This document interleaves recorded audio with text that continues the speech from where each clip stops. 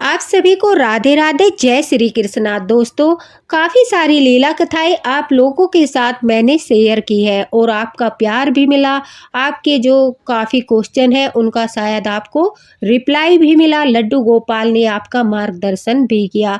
लेकिन क्या आप जानते हो, जिस स्क्रीन पर रोज आप बाल गोपाल को देखते हो, लड्डू गोपाल को देखते हो, उनकी क्या लीला कथा है, किस प्रकार से वो आए और किस प्रकार से जब मैंने उनका नामकरण नहीं किया तो मेरे साथ क्या घटना घटी। आज वो सब मैं आप लोगों के साथ शेयर करना चाहती हूँ, क्योंकि आप सब मेरी फैमिली की तरह हो और मैं अपने भाव भी आप लोगों के सामने प्रकट करना चाहती हूँ, अपनी अनुभूति बताना चाहती हूँ।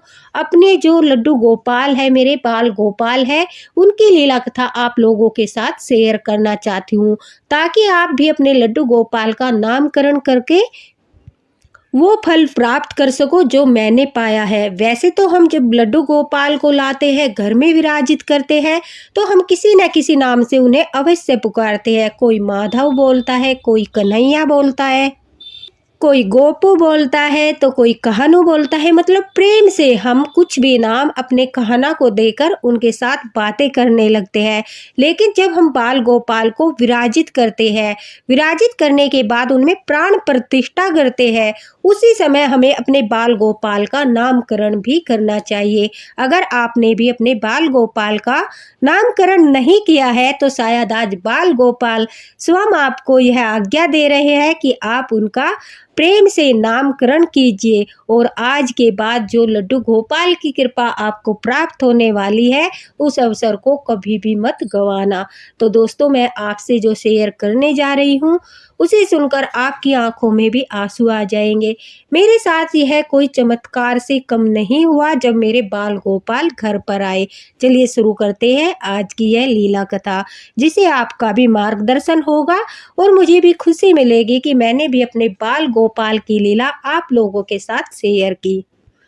पहले मेरे पास छोटे से बाल गोपाल एक नंबर के लड्डू गोपाल थे। यही 10-12 साल पहले मेरे पास एक छोटे से लड्डू गोपाल थे, जिनकी सेवा मैं करती थी।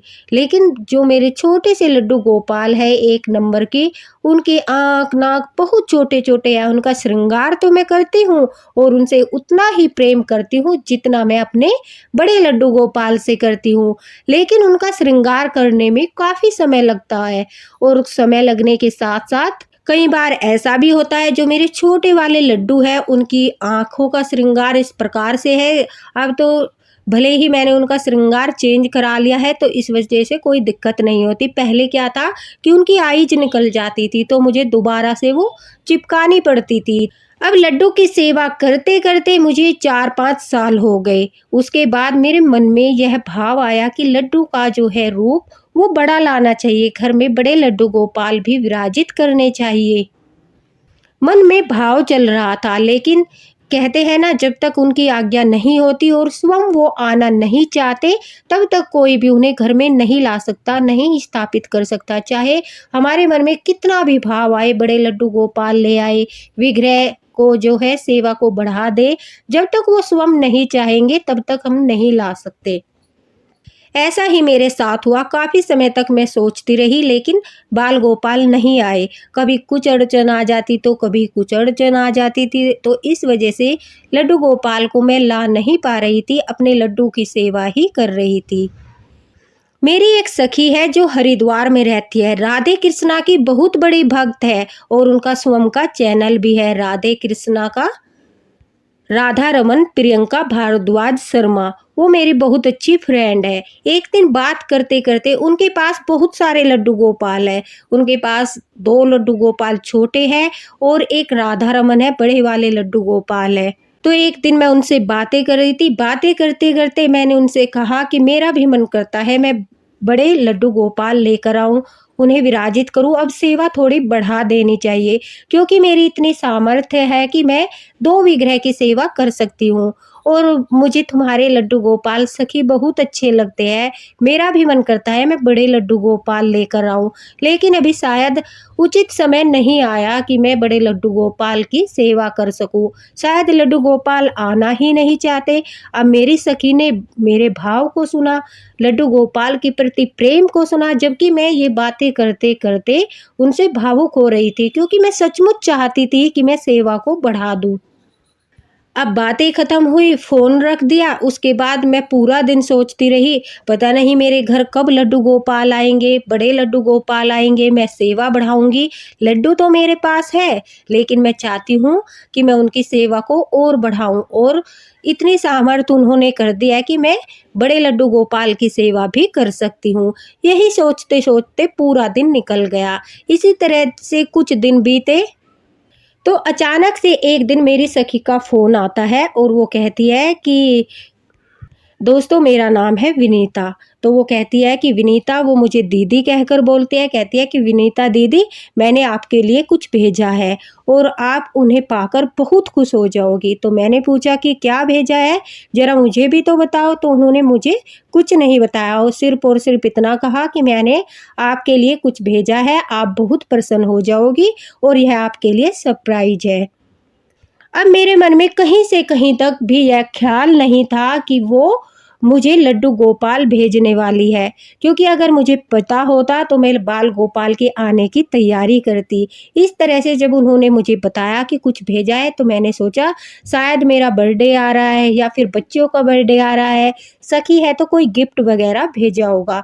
इस तरह से मैं अपने काम में लगी रही। तो एक दिन अचानक से मेरे दरवाजे पर जो है कोरियर वाला आता है, उसके हाथों में इतना बड़ा बॉक्स देखकर मुझे बड़ा आश्चर्य होता है। मैंने पूछा भैया इसमें क्या है? तो वो कहता है कि जी हमें नहीं पता इसमें क्या है, बस इतना पता है कि जो भी है बहुत हैवी है। अब मैंने उसे कॉल लगाया और पूछा कि प्रियंका ये बताओ आपने मुझे क्या भेजा है? देखो यह बहुत भारी भरकम है और मुझे पता होना चाहिए कि कोरियर वाला क्या लेकर आया है। क्या तुमने जो कोरियर में भेजा है वो क्या है? अगर पता चल जाएगा तो मैं अच्छे से कोरियर रिसीव कर लूँगी। अब उसने हँसते हुए कहा कि इसमें बाल गोपाल है। बाल गोपाल ने आपकी सुन ली और वो सेवा लेने आए हैं। यह सुनकर मैं झूम गई और मतलब कि मैं अपनी खुशी शब्दों में बयां नहीं कर पाई कि उसने मेरे लिए बाल गोपाल को भेज दिया। मैंने उससे कुछ नहीं पूछा कि कितनी नौछावर दी, कितने के आए, कहाँ से भेजे। बस मैं तो एकदम से बावरी हो गई और मैं लड्डू गोपाल के स्वागत की तैयारी करने लगी और जल्दी से मैंने बाल गोपाल की आरती की, उनके ऊपर फूल वगैरह डाले और कोरियर को ऊपर लेकर आई। जैसे ही मैंने बॉक्स ओपन किया, आप मत पूछिए, जैसे ही मैंने बॉक्स ओपन किया दोस्तों, मेरे बाल गोपाल जो थे लड्डू गोपाल, उनका एक हाथ टूटा हुआ था, उनका एक पैर टूटा हुआ था और जैसे ही मैंने बॉक्स में अंदर हाथ डाला तो मेरे हाथों में उनका हाथ आया। फिर मैंने दोबारा हाथ डाला तो मेरे हाथ में उनका टूटा हुआ पैर आया। मेरे पैरों के नीचे से सचमुच ज़मीन निकल गई, आँखों में आँसू आ गए और मुझे कुछ समझ नहीं आ रहा था। बिल्कुल मेरा जो माइंड है वो ब्लैंक हो चुका था कि यह मेरे साथ क्या हो गया। बाल गोपाल घर आए और इतना बड़ा अनर्थ हो गया। दरअसल वो क्या था कि जो पैकिंग करके उन्होंने जिन भैया से वो कोरियर भिजवाया था, उन भैया ने अच्छे से पैकिंग नहीं की। उन्होंने क्या किया, फ्रूट वाली पेटी ली, उसमें बाल गोपाल जी को लिटा दिया और बस एक जो प्लास्टिक का थैला होता है वो बाल गोपाल के सर के नीचे लगा दिया और न ही थर्माकोल अच्छे से लगाया, ना ही पन्नी वगैरह में पॉलीथीन में ठाकुर जी को पैक किया। बस ऐसे ही बॉक्स में फ्रूट वाली पेटी में लड्डू गोपाल को रखकर ऊपर से जो है पैकिंग कर दी, पॉलीथीन से उन्हें कवर कर दिया, टेप वगैरह लगा दी और लड्डू गोपाल को कोरियर कर दिया, जो उनकी बहुत बड़ी गलती थी। क्योंकि जब भी हम कोरियर से बाल गोपाल को मंगाते हैं तो अगर हम शॉप से डायरेक्ट मंगाते हैं तो दोस्तों बहुत अच्छी पैकिंग होकर आते हैं, जो हमारे बाल गोपाल हिल डुल भी नहीं सकते और बिल्कुल अच्छे से बॉक्स खोलते हैं, बड़े ही प्यारे लड्डू गोपाल निकलते हैं और उनमें कोई खरोच तक नहीं आती। लेकिन उन भैया ने जो है पैकिंग के पैसे पता नहीं बचा लिए या उनका दिमाग में नहीं आया। प्रियंका की कोई गलती नहीं है, उन्होंने बड़े ही प्रेम से मेरे लिए लड्डू गोपाल भेजे, लेकिन उन्होंने जिन भैया को बोला कि आप पैक करके कोरियर कर दीजिए, उन्होंने अपनी तरफ से पैसे दे दिए, सब काम अच्छे से किया, लेकिन उन भैया ने इतना गलत किया कि ठाकुर जी को इस तरह से भेज दिया। मैं आज भी उन भैया को दिल से माफ़ नहीं कर पाती, सच पूछिए तो। अब जब मैंने बाल गोपाल को इस तरह से देखा, उधर से मेरी फ्रेंड का फ़ोन आ रहा है बार-बार कि आपको बाल गोपाल मिल गए क्या? बाल गोपाल मिल गए क्या? तो मैंने फ़ोन उठाया तो मैं ज़ोर-ज़ोर से रोने लगी।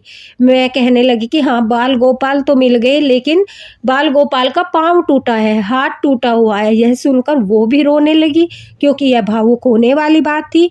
अब समझ में ना आए कि क्या करें, बाल गोपाल को विसर्जित करूँ, स्थापित करूँ, मतलब दिमाग काम ही नहीं कर रहा था। बिल्कुल एकदम से ऐसे हिल गई थी जैसे कि पता नहीं कितना बुरा हो गया।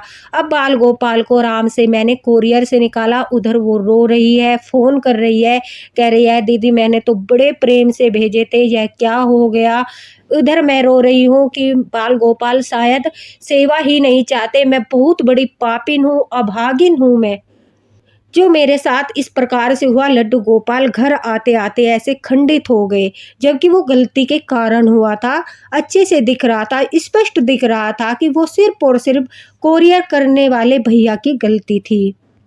अब काफ़ी लोगों से मैंने पूछा, मैंने बाल गोपाल को झटपट से उस पेटी से निकाला, एक टॉवल लिया मुलायम सा जो घर में नया रखा था, उसमें बाल गोपाल को लपेटकर गोदी में लेकर मैं बैठ गई और रोने लगी ज़ोर-ज़ोर से, रोती रही। उधर से मेरी सासू माँ आई और मेरी दीदी आई जो मेरे साथ ही रहती है, तो उन सब ने पूछा क्या हुआ? तो मैं बड़ी घबरा रही थी, तो उन्हें घबराते हुए बताया। अभी सभी लोगों ने इधर-उधर भी फ़ोन किए, जिससे भी पूछा सबने कहा कि देखो अभी जो विग्रह है वो एक मूर्ति है, उन्हें आप विसर्जित कर दो।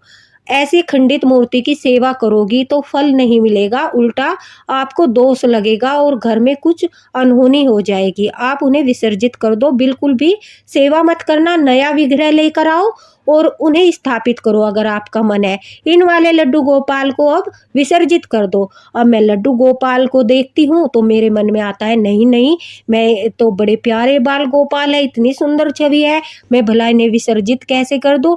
मन में भाव आ गया। जैसे ही मैं उन्हें गोदी में लेकर बैठी और उनसे लाड़ लड़ाया और उन्हें गोदी में लेकर रोने लगी, तो सचमुच दोस्तों ऐसा लग रहा था कि मेरे बाल गोपाल जो है वो बिना कोई पूजा पाठ किए ही जागृत है। उनकी आँखों में मुझे दुःख नज़र आ रहा था, ऐसा लग रहा था जैसे कि उन्हें दर्द हो रहा है, उनका हाथ टूटा है, पैर टूटा है, उन्हें बहुत दर्द हो रहा है। अब जो मेरी बड़ी दीदी है वो बहुत पूजा पाठ करती है, बहुत अच्छी माता रानी की, श्री कृष्णा जी की भक्त है। मैंने उन्हें कॉल लगाया और मैं फूट-फूट कर रोने लगी कि दीदी मेरे साथ ऐसी-ऐसी घटना हो गई, अब मैं क्या करूँ? मुझे कोई रास्ता नज़र नहीं आ रहा है, मेरा मार्गदर्शन कीजिए। वो हर महीने वृंदावन जाती है, बांके बिहारी जी के दर्शन करने जाती है, पूजा पाठ के बारे में बहुत अधिक जानती है और लगभग पिछले 35 सालों से वो पूजा पाठ करती है, सारे नियम जानती है।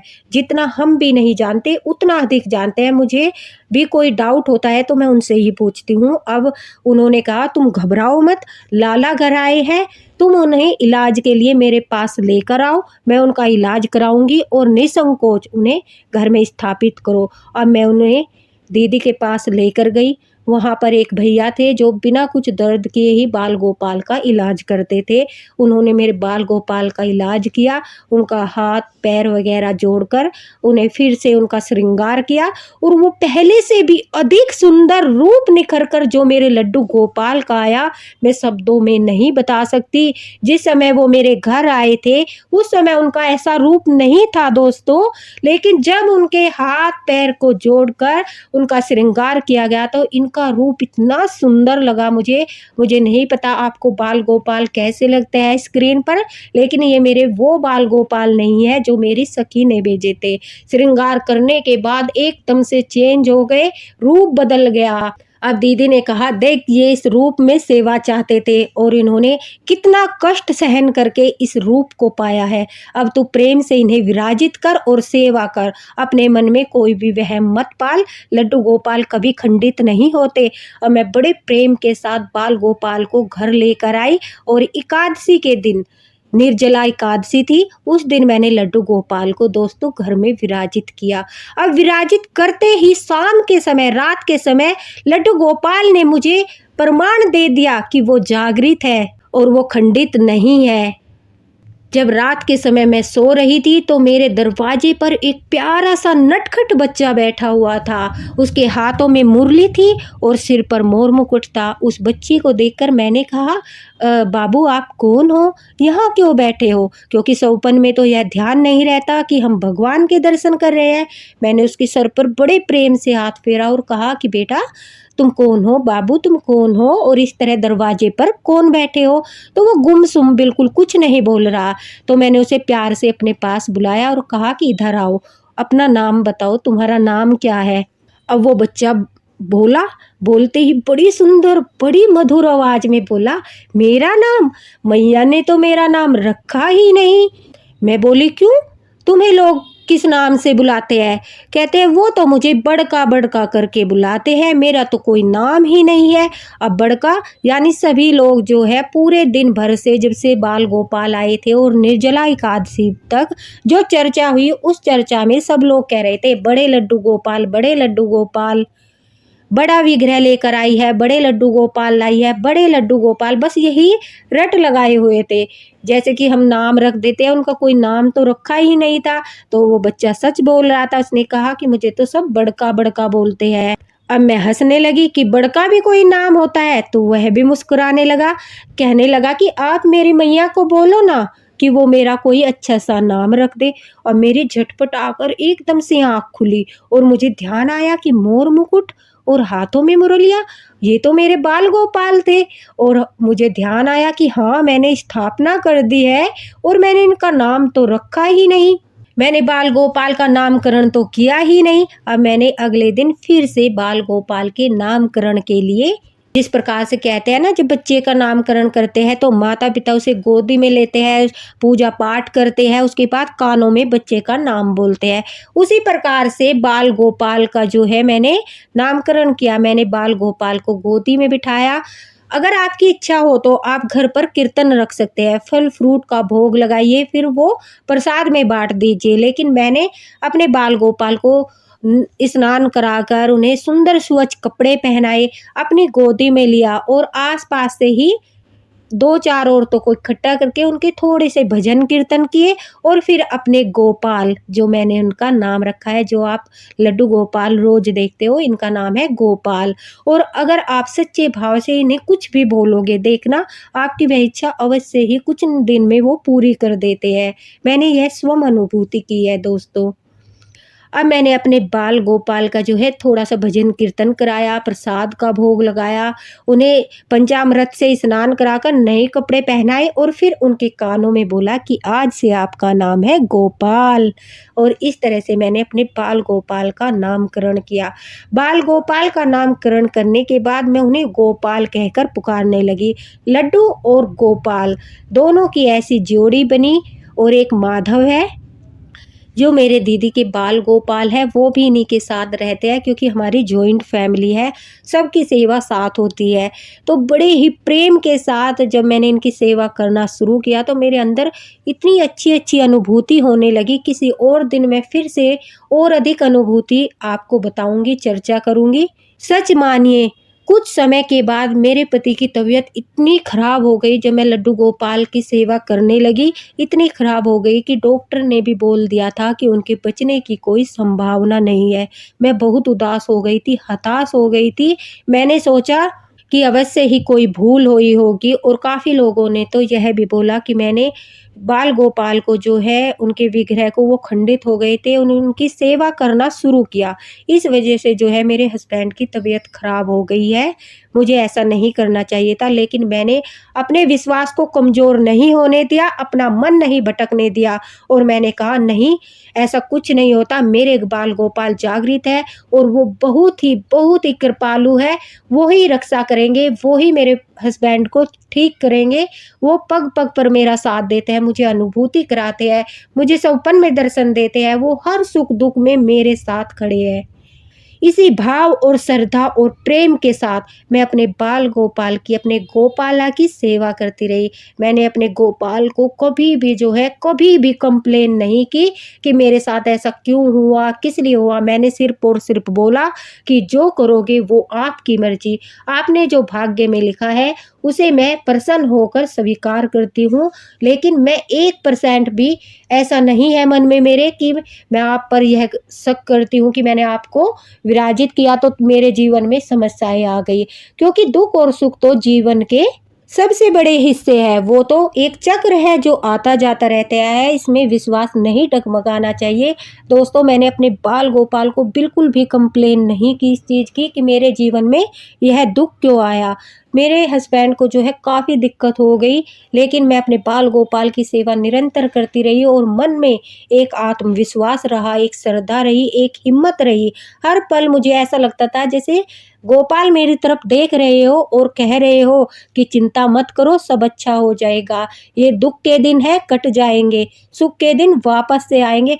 हर पल ये अनुभूति होती थी, अंदर से फीलिंग होती थी, पॉजिटिव एनर्जी का एहसास होता था। और कुछ समय के बाद देखते ही देखते ठाकुर जी की कृपा से, लड्डू गोपाल की कृपा से मेरे हस्बैंड अब काफ़ी हद तक ठीक है। वो बहुत अच्छे हो गए हैं पहले से और धीरे-धीरे वो बिल्कुल स्वस्थ हो जाएँगे।